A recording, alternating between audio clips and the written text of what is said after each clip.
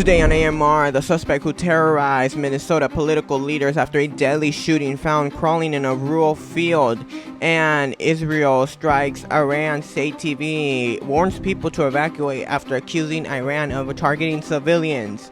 And America's overwhelmingly wants Trump to obey court rulings, but MAGA Republicans are split.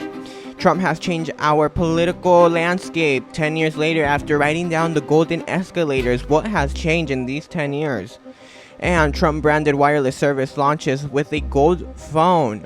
I'm Anthony Martinez, and here's my report.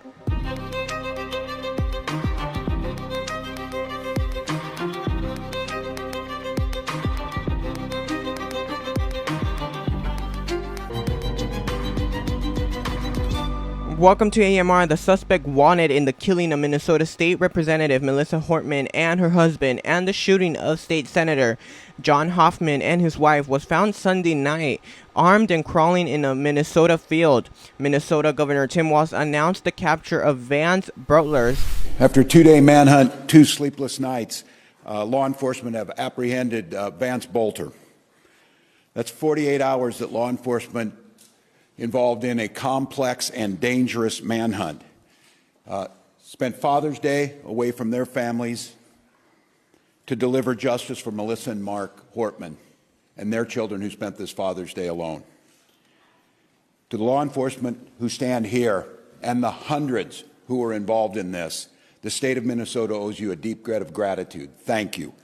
You ran towards the danger and you served the state of Minnesota.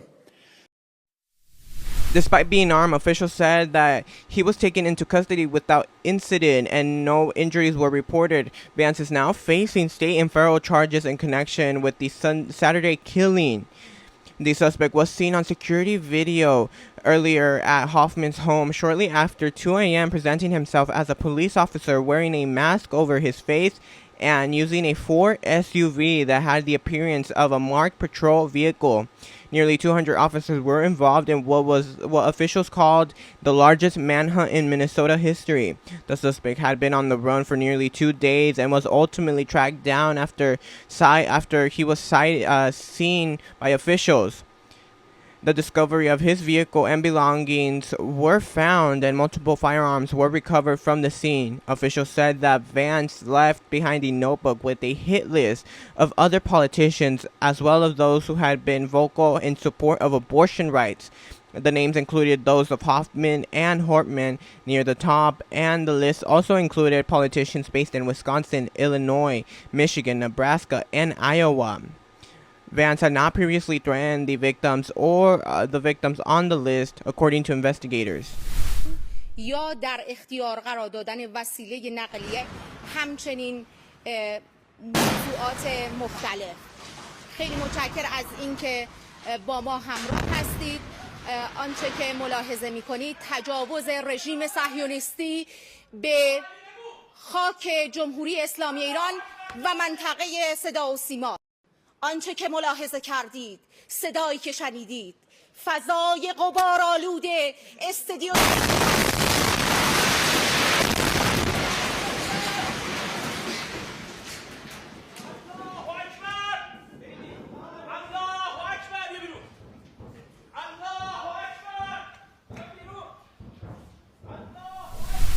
And Israel launched an airstrike on Iran state television after Iran fired a wave of missiles that killed at least 8 Israeli civilians. This strike marks the 4th day of the escalating warfare between the two nations.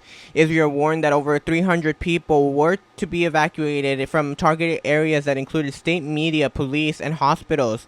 The Israeli military claimed that it had destroyed at least a third of Iran's surface-to-surface missile launchers. The conflict has at least killed 224 people in Iran, according to government officials, but others believe that it might be over 400 reported deaths. These would include civilians. Iran has vowed stronger retaliation. Meanwhile, missiles attacks in Israel have left 24 dead and 500 injured. Now let's go to an NBC News poll that shows that at least 81% of American adults believe that Trump's administration must comply with federal court orders, while 19% think that it could ignore them. Among the Trump MAGA supporters, the opinion is split 50-50 on the issue. Democrats overwhelmingly, about 96%, say the court ruling must be followed, and 87% of independents agree. The debate has intensified due to the administration's aggressive deportation actions of some court ruling, including the high-profile case involving Kamar Abrego Garcia, whose deportation was deemed illegal by the Supreme Court. The polls also show that 55% of Americans view the Supreme Court favorable, with a stronger support among Republicans at 75% and Democrats 34%. Most Americans currently have only a mild opinion about the court, which may shift as it prepares to rule on key issues. Decades of very publicly flirting with the idea, billionaire Donald Trump says he really is running for president this time around. I'll build the greatest wall, and I'll do it under budget and ahead of schedule, and I'll have Mexico pay for it. Millions march, the huge rallies led by women in Washington, around the country, and around the world. Most demanding President Trump respect their rights and human rights. Chaos in Charlottesville, Virginia, amid a planned rally by white supremacists to support this Confederate monument. A car plowed into a crowd of counter-protesters. I think there's blame on both sides, and I have no doubt about it. The very latest on the ongoing investigation into the killing and death of George Floyd that has now set off a whole set of motions of protests in the city of Minneapolis. More protesters swarming the streets of Minneapolis, some clashing with police. We fight like hell, and if you don't fight like hell, you're not going to have a country anymore.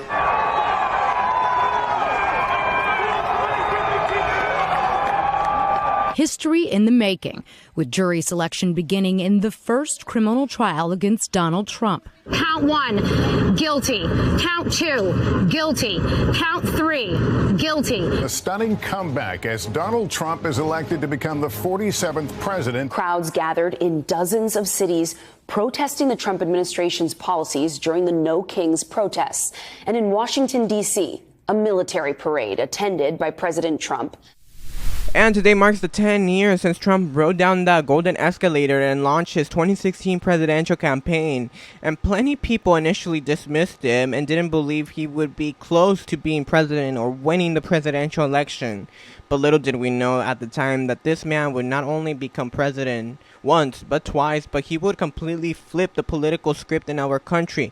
Trump has changed the course of politics in the country in multiple ways. Here are 10 key ways the political landscape has changed since Trump's rise. Number 1 was the GOP abandons the Reagan era of conservatism. The Republican Party had moved away from the pro-democracy, free trade, and policies towards nationalism, protectionism, and tolerance of authoritarianism. Trump has reshaped the party into something completely different from its past. 2. Unknown of the truth. Trump's frequent lies and false comments, around 30,000 plus were told during his first term, are no longer shocking. In his fan base, it's often accepted, ignored, normalized, and all the dishonesty in politics. Number 3, mainstreaming conspiracy theories. Trump popularized the fringe idea from the Obama birth conspiracy to the stolen 2020 election. Many GOP voters now adopt these as truths, deepening the role of conspiracy in the mainstream politics. Number 4, the Democrats' leadership vacuum. Democrats have struggled to define a clear identity in the Trump era. Despite some wins, their leadership feels very weak. Number 5, the congressional power decline. Under Trump, Congress has increasingly given up power, allowing executive branch to dominate. Now, number 6, rise of authority in politics. Trump has pushed to strengthen the power that has shifted the Republicans' attitude. Many now support bypassing courts and Congress if Trump is president. Number 7, institutional distrust. Trump has now publicly politicize the institutions like the DOJ, the media, the education system, deepening the public mistrust, especially among Republicans. And number 8, politics of fear. Threats of political violence have grown, and fear of personal and political attacks may keep many Republicans in line with Trump. Number 9, the education gap. Republicans now dominate among voters without college degrees, while Democrats lead among college-educated and post-grad members.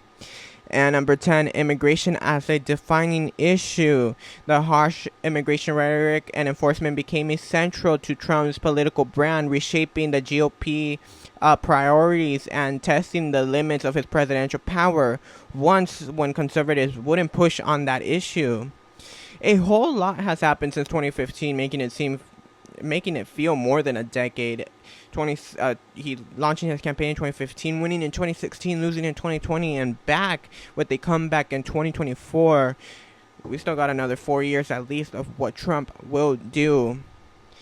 And to President Trump's now business ventures, it announced a new wireless phone service called Trump Mobile, targeting real Americans seeking value. Today we're here to introduce Trump Mobile. We've partnered with some of the greatest people in the industry to make sure that real Americans can get true value from their mobile carriers. A big part of what we've done right now in the world has been focused on technology for people who have been underserved, whether that's been in crypto or anything else. But one of the places where we felt there was lackluster performance was in the mobile industry. And with Trump Mobile, we're going to be introducing an entire package of products that people can come, they can get telemedicine on their phone for one flat monthly fee, roadside assistance in their cars, unlimited texting to 100 countries around the world. And we've partnered with some of the best to really bring something unique to the American people.